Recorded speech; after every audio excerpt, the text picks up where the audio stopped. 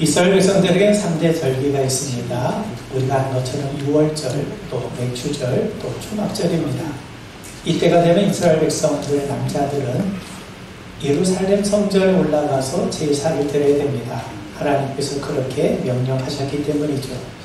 그들 예루살렘 성전에서 절기를 지키고 제사를 드림으로 우리가 하나님께 택함받은 백성이구나, 그러한 신앙의 정체성과 공동체성을 확인했던 겁니다. 과거 이스라엘 백성들이 광야 생활을 할 때는 함께 무리를 지어서 이동하며 살았기 때문에 별 문제가 없었어요. 그런데 가나안에 정착하고 난 다음부터는 그들이 각자 분배된 땅에 가서 생활했기 때문에 가나안 전역에 흩어져 살 수밖에 없지 않겠습니까?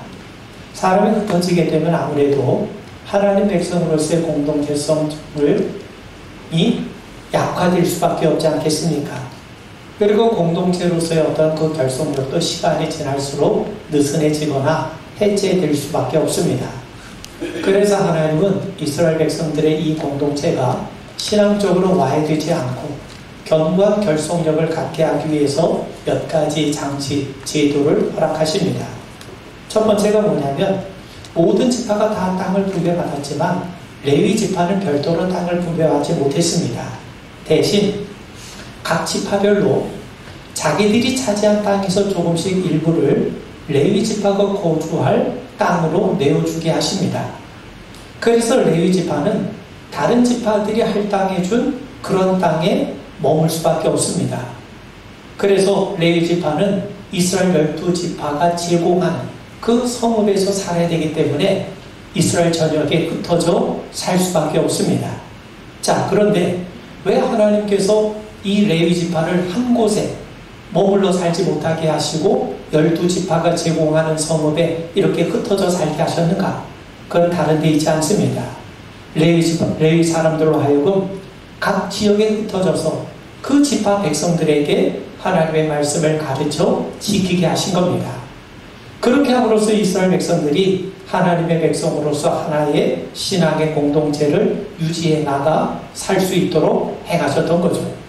그리고 두 번째는 뭐냐? 해마다 3번은 반드시 언약궤가 있는 성소, 즉 예루살렘 성전에 와서 제사를 드리게 하신 겁니다. 앞서 말씀드린 것처럼 이스라엘 3대 절기는요, 첫 번째가 6월절이에요. 그리고 두 번째가 맥주절입니다. 그리고 세 번째가 초막절입니다. 자, 하나님은 이 절기마다 이스라엘 남자들은 반드시 예루살렘 성전에 와서 제사를 드리게 하십니다. 그런 방식으로 이스라엘 백성들이 말씀 중심으로 살게 하시고 제사 중심으로 살게 하신 겁니다. 그렇게 함으로써 흩어져 살더라도 하나님 백성으로서의 신앙의 공동체가 흐트러지지 않고 하나님을 섬기는 백성으로서의 정체성을 유지시켜 나갔던 겁니다. 그런 의미에서 그들의 정체성은 바로 말씀과 제사에 있는 거예요. 절기마다 성전에 와서 제사를 드리게 하셨고, 또 레위 지파를 각 지파별로 흩어지게 만드셔서 그들이 있는 현장에서 말씀을 전하게 하셨던 거죠. 자, 이것은 그리스도인의 정체성과도 밀접한 관련이 있지 않습니까? 우리 기독교는요, 말씀의 뿌리를 내리고 하나님 앞에 예배하는 공동체 아닙니까? 그렇다면 이렇게 말씀의 뿌리를 두고 예배하는 동기가 무엇입니까? 그것은 바로 하나님에 대한 신뢰와 하나님을 인정하고 하나님 앞에 감사드리게 하기 위함입니다. 자, 여러분, 이스라엘의 3대 절기는 모두 창조와 구원과 관련이 있습니다. 좀 더 구체적으로 말씀을 드리면, 여러분, 창조라고 하는 것은요, 생명이 만들어지는 거죠. 구원이라고 하는 것은요, 우리의 생명이 계속해서 유지되게 한 것 아니겠습니까? 자, 여러분, 우리가 하는 것처럼 6월절은요, 노예였던 우리들이 하나님의 백성으로 새롭게 창조된 날입니다. 뿐만 아니라 애굽의 종살이에서 구원을 받은 날이죠. 그런데 6월절은 무교절이라고 하는 절기와 연관이 있는데 6월절 다음 날부터 다음 날이 무교절의 시작입니다. 무교절 일주일간 보내는데, 여러분, 무교절이 시작이 되면서 첫 번째 안식일 다음 날을 우리는 초실절이라고 부릅니다. 근데 이 초실절이 뭐냐? 초실절은요, 가나안 땅에서 농사를 지으면서 가장 번째 거둔 이 보리단을 하나님 앞에 감사의 제물로 드리는 날이 바로 이 조실절입니다. 그래서 하나님께서는 이 유월절, 이스라엘 백성들을 하나님의 백성으로 창조하셨을 뿐만 아니라 그들을 애굽에서 구원하신 것을 그친 것이 아니라 보리를 추수하게 하심으로써 이스라엘 백성들의 생명을 이어가게 하셨어요. 그거를 기념하고 그거를 축하하는 절기가 바로 유월절 무교절이었어요. 그리고 두 번째는 맥주절인데, 맥주라고 할 때 우리는 보통 한자로 보리맥을 사용합니다. 마치 보리 추수에 대해서 말하고 있는 것 같지만 실은요, 맥주절은 보리 추수가 아니라 밀 추수입니다. 그런데 우리나라 농사법에 근거해서 번역을 하다 보니까 보리 추수로 번역을 해서 맥주절로 우리가 번역을 한 거죠. 자, 그런데 이 맥주절은 이스라엘 백성들이 어떤 것을 추수하게 되냐면 밀을 추수하게 돼요. 여러분, 밀이라고 하는 게 뭡니까? 이스라엘 백성들의 주식은 사실 보리가 아니라 밀입니다. 맥주절에 밀을 추수함으로써 이스라엘 백성들은 그들이 살아가는 데 필요한 양식을 공급받게 되었고, 이 양식을 허락하신 하나님의 은혜를 기억하고 감사하는 절기가 바로 이 맥주절이었던 거죠. 그리고 이제 마지막 초막절이 있는데, 이 초막절은 수장절이라고 부르기도 하고 장막절이라고 부르기도 합니다. 이 수장절, 이 초막절에는 어떤 일이 벌어지냐면 보리농사, 밀농사가 끝나요. 그리고 난 다음에 하나님께서 이스라엘 백성들에게 여름 과일 농사를 마무리 짓는 절기가 바로 이 초막절입니다. 그래서 하나님은 이스라엘 백성들에게 곡식만이 아니라 과일을 통해서도 우리의 삶의 즐거움과 기쁨을 허락해 주시죠. 그것을 기념하는 절기가 바로 이 수장절, 초막절입니다.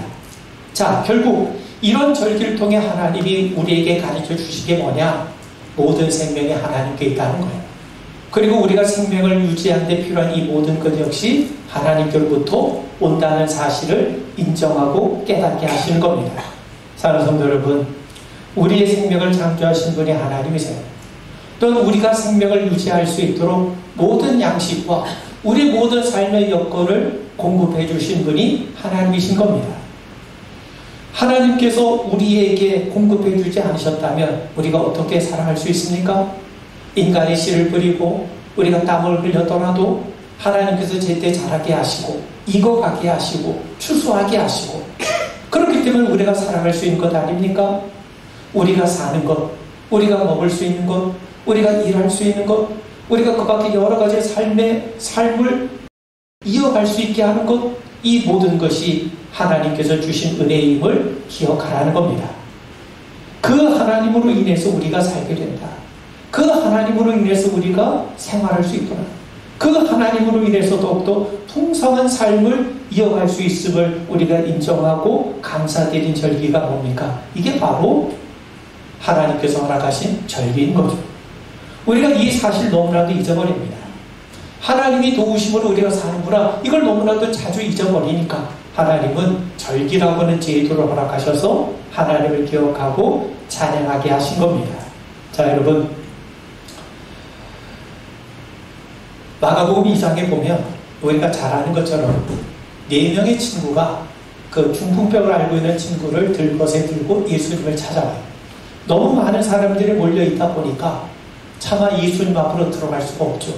그래서 그들이 한 가지 생각을 해냈는데, 우리가 하는 것처럼 그 들것을 지붕 위로 올라가서 그 지붕을 뚫어가지고 그 들것에 데려온 이 친구를 예수님 앞으로 내려오게 만듭니다. 자, 여러분 생각해 보세요. 사람들이 너무 많아서 문으로는 들어올 수 없다 보니까 지붕을 뚫고 환자를 예수님 앞에 내렸어요. 자, 거기서 예수님께서 그 중풍병자를 고쳐주시죠. 그런데 문제는 뭡니까? 그 뚫어진 지붕은 도대체 누가 고쳤겠느냐 하는 겁니다. 그 주인 얼마나 황당했겠습니까? 그 지붕이 졸지에 뚫어졌는데, 그렇다면 그 지붕, 거기 모인 사람들이 다 의뢰 받고 다 떠나고 난 다음에 그 남은 지붕은 도대체 누가 고친단 말입니까? 자, 성경은 누가 그 지붕을 고쳤는지 우리에게 분명히 말씀하고 있지 않지만 우리가 추론할 수 있는 게 뭡니까? 분명히 은혜 받은 사람이 고쳤을 거예요. 그렇다면 여러분, 은혜를 받았다는 게 도대체 무슨 말입니까? 은혜를 받았다는 건요, 거기 수많은 사람이 있어요. 수많은 사람들이 분명히 은혜를 체험했을 겁니다. 놀라운 걸 경험했죠. 중풍병자가 일어나는 걸 바라본다는 것은 얼마나 놀라운 일입니까? 거기에는 분명히 그 중풍병자는 그 예수님으로 인해서 자기 벽이 고침받는 엄청난 경험을 하게 되었죠. 자, 그런데 은혜 받았다는 게 뭡니까? 내게 단지 좋은 일이 생겼다는 걸 내가 깨달았다는 겁니까? 그렇지 않아요. 은혜 받는 건 그걸 뛰어넘어서 그 자리에 예수님을 제대로 아는 거예요. 예수님을 알게 되는 것이 은혜입니다. 무슨 말입니까? 아, 중풍병자라 할지라도 예수님 앞에 가니까 그의 병이 고침받았을 뿐만 아니라 예수님께서 그의 죄까지도 깨끗하게 용서하고 계시지 않습니까? 그러니 그 자리에 예수님, 그 예수님이 바로 하나님이시구나. 하나님이 그리스도 예수를 통해 우리 가운데 임재하셨구나. 하나님을 알게 되는 것. 여러분, 그게 뭡니까? 그게 바로 은혜입니다. 그런 의미에서 우리가 은혜를 받는다. 은혜를 안다는 거는요, 하나님을 안다는 거예요. 어떤 하나님을 안다는 겁니까? 우리의 아버지가 되시고 우리를 돌보시고 우리의 삶을 인도하시고 책임지시고 공급하시고 우리의 주권자가 되신 하나님, 그 하나님을 우리가 바르게 알아갈 때 우리는 하나님 앞에 감사하며 더 주님 앞으로 나아갈 수 있지 않겠습니까? 여러분, 호세아를 한번 읽어보세요.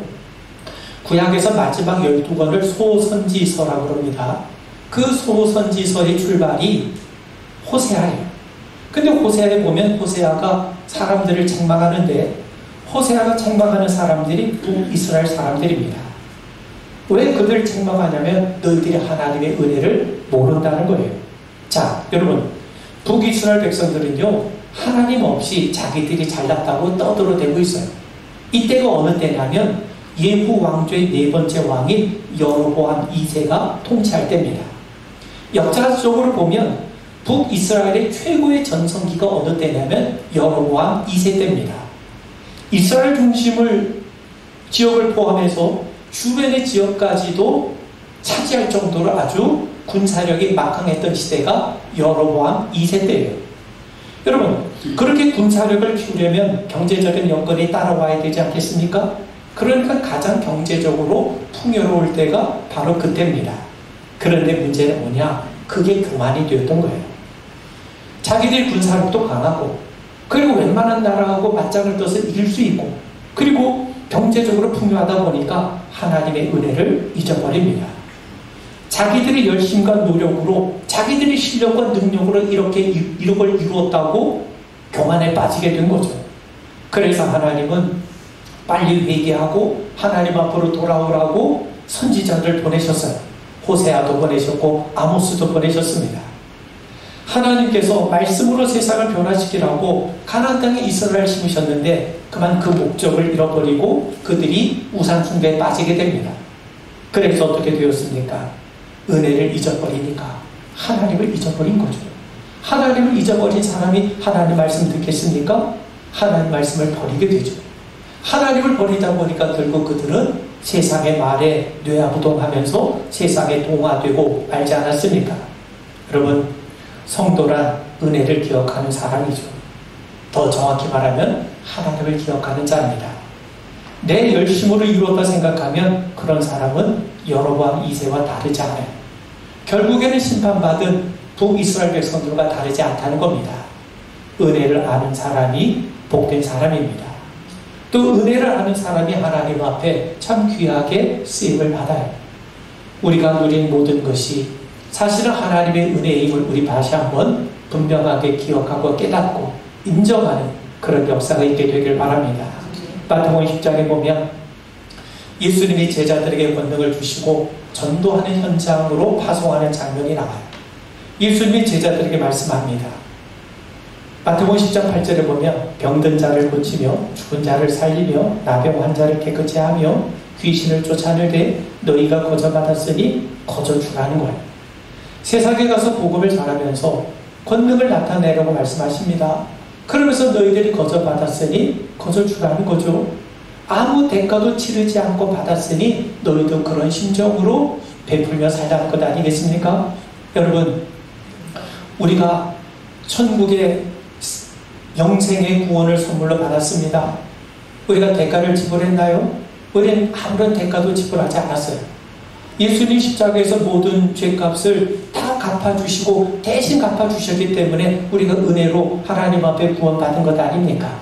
그래서 바울은 말씀하기를 너희는 그 은혜에 의하여 믿음으로 말미암아 구원을 받았으니 이것은 너희에게서 난 것이 아니요 하나님의 선물이라. 그냥 우리는 믿음으로 받기만 했을 뿐입니다. 십자가의 은혜에 의해서 전적으로 선물로 구원을 받았다는 거죠. 그래서 바울은 말씀하기를 에베소서 2장 9절에 보면 그래서 우리가 하나님께 받은 선물이니까 행위에서 난 것이 아니니 이는 누구든지 자랑하지 못하게 함이라. 자랑할 수 없다는 거예요. 자랑할 수 없다는 말은 무슨 말입니까? 우리가 우리의 행위로 구원받는 것이 아니고 하나님께서 은혜로 선물로 주신 구원이라면 우리가 자랑할 수 있겠습니까? 자랑할 수 없다는 거죠. 그러면 자랑할 수 없다는 건 무슨 말입니까? 구원의 은혜 베푸신 하나님께 감사하라는 겁니다. 그런 의미에서 성도는요, 매일 매 순간 하나님 앞에 감사하며 사는 겁니다. 여러분, 감사가 뿌리를 내리면 우리의 인생은 쉽게 흔들리지 않습니다. 감사한 게 뭡니까? 결국 은혜를 안 것 아닙니까? 하나님을 신뢰하는 삶 아닙니까? 은혜를 안다는 것은요, 매일 매 순간 하나님께서 은혜로 우리의 삶을 인도하신다는 사실을 아는 거죠. 주님의 은혜가 매일 우리를 인도하고 계십니다. 그걸 기억하기 때문에, 그걸 알기 때문에 우리는 환난의 시험을 당해도 우리는 흔들리지 않습니다. 그 가운데서도 하나님께서 은혜 베푸심을 우리는 믿고 기억하기 때문이죠. 우리가 시편에 보면 이런 고백들이 많이 있어요. 시편 31편에 보면 내가 주의 인자하심을 기뻐하며 즐거워할 것은 주께서 나의 고난을 보시고 환난 중에 있는 내 영혼을 아셨으며. 하나님의 성도의 고난을 보신다는 거예요. 환난 중에 있는 성도의 형편을 아신다는 겁니다. 그러니 주님의 인자하심을 바라보며 우리는 기뻐할 수 있다는 거죠. 주님 말씀합니다. 하나님은 우리의 피난처시오 힘이시니 환난 중에 만날 큰 도움이시라. 또 시편 120편에 보면 내가 환난 중에 여호와께 부르짖었더니 내게 응답하셨도다. 여러분, 그런 의미에서 감사가 뿌리를 내리는 삶이란 하나님의 은혜를 기억하는 삶이고, 하나님의 은혜를 기억하는 삶이란 하나님의 어떤 환경에서든지 우리의 삶을 인도하시고 책임져 주심을 굳게 믿고 신뢰하는 삶입니다. 자, 여러분, 그런 의미에서 하나님께서 우리의 하나님이심을 인정하시고 그 하나님께서 계속해서 여러분에게 풍성한 은혜를 베풀어 주심을 믿게 되길 바랍니다. 앞서 마태복음 10장에 보면 거저 받았으니 거저 주라고 말씀하세요.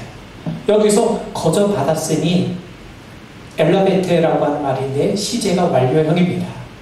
여러분, 헬라말에서 완료형이라고 하는 것은 한 번 받은 것으로 끝난 것이 아닙니다. 계속해서 진행되고 있다는 말입니다. 거저 받았으니 거저 주라. 우리가 받지 않고 어떻게 줄 수 있습니까? 하나님께서 하나님이 주신 은혜를 받지 않고 어떻게 우리가 누군가에게 은혜를 끼치며 살아갈 수 있겠습니까? 근데 예수님이 말씀하시는 것은 거저 받았으니 거저 주라. 거저 받았으니, 이 말이 완료형이라고 했죠. 히브리 헬라 말의 완료형은 진행의 의미가 있습니다. 한 번 받은 것으로 끝나는 것이 아니라 계속해서 지속된다는 거죠. 그러니 이 말은 거저 받았으니, 하나님이 계속 거저 주시니 그 거저 받은 은혜를 계속해서 우리를 삶의 통로로 삼아서, 은혜의 통로로 삼아서 계속해서 은혜를 베풀며 살라는 것 아닙니까? 여러분, 예수님 말씀하세요. 누구든지 목마르거든 내게로 와서 마시라. 나를 믿는 자는 성경의 이름과 같이 그 배에서 생수의 강이 흘러나오리라. 이게 끊어지지 않는 은혜를 말하는 것 아닙니까? 믿는 자에게는 생수의 강이 흘러넘친다고 그래요. 믿는 자라면 누구든지 예수님께 와서 마시라는 거예요. 여기서 마시라, 피네토라는 말도 계속해서 마시라는 겁니다. 왜 예수님에게 와서 계속 마십니까? 계속해서 은혜를 주신다는 것 아닙니까? 자, 여러분, 오늘 말씀을 보시면 맥주절에 드리는 제물 가운데 특이한 것이 나와요. 17절을 보면요, 요제를 드리라 하면서 누룩을 넣어서 발효한 떡을 드리라는 겁니다. 여러분, 일반적인 경우에는요, 제사 드릴 때 누룩을 사용하지 않습니다. 왜냐하면 구약에서 누룩은 죄나 부정한 것을 상징하기 때문에 제사를 드릴 때는 대부분 누룩을 넣지 않는 무교병을 드립니다. 그런데 맥주절에는 예외적으로 누룩을 넣은 떡을 드리라는 거예요. 그 이유가 무엇입니까? 무교병은요, 누룩을 넣지 않는 떡은요, 매일 먹는 식사가 아니라 특별한 제사 때만 드리는 떡이에요. 그러니까 무교절에 무교병을 먹는다는 거는요, 하나님께 대한 특별한 헌신과 감사를 표현합니다. 반면에 유교병, 누룩을 넣는 떡은요, 우리가 매일 먹는 일반적인 음식입니다. 그런데 맥주절에 유교병을 드린다는 것은요, 매일의 양식을 주신 하나님께 감사하라는 거죠. 그 말은 무슨 말이겠습니까? 우리는 특별한 일에만 하나님 앞에 감사하는 것이 아니라 우리가 일상적인 삶의 현장에 살아가는 이 모든 것이 다 하나님의 은혜임을 기억하고 범사해야 하려 감사하라는 겁니다. 사랑하는 성도 여러분, 날마다 하나님의 은혜를 기억하시길 바랍니다. 매일이 은혜입니다. 우리가 호흡하는 것도, 우리가 움직일 수 있는 것도, 우리가 누군가를 만나 교제할 수 있는 것도, 우리 일상적으로 이루어지는 이 모든 것이 하나님이 날마다 우리에게 베푸신 은혜임을 기억하십시오. 여러분, 날마다 우리가 감사로 살아가면 웬만한 환란이나 시련이 여러분들 흔들지 못합니다. 하루하루 은혜로 살게 하시는 하나님의 섭리가 여러분들의 삶 속에 역사하기 때문입니다. 합력해서 선을 이루게 하시는 하나님의 역사를 우리 날마다 기대할 수 있기 때문이죠. 또한 뜻밖의 은혜로 인생의 문제를 획기적으로 풀어내시는 하나님의 역사가 반드시 여러분들의 삶 속에 임하게 될 줄 믿습니다.